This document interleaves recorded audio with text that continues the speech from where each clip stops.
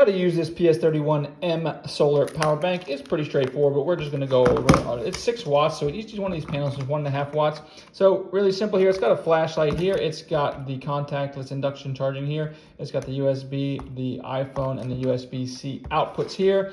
It's got 2 USB outputs here, and it's got a Type-C input or output. So you can actually, if you don't want to charge it from this solar, you can actually just plug this thing in as a solar power bank and charge it. But anyways, if you want to charge something with it, if you plug it in, it should automatically turn on. If it doesn't automatically turn on, there's a power button right here. Just hit this button here, and it will come on, and you can see this will indicate how charged it is. 4 lights being that it's fully charged, 75, 50, 25. And then it's totally uncharged. This will actually blink here when it's totally uncharged. Right now, it's fully charged. If you don't plug anything in after 30 seconds, you don't need to turn it off. It will just automatically turn off.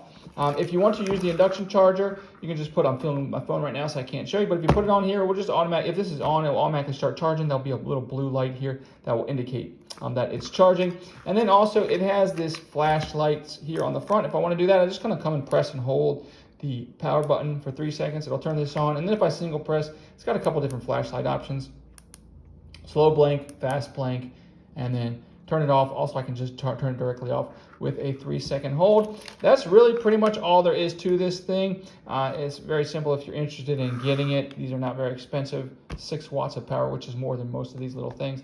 But anyways, I'll put a link to where you can get it.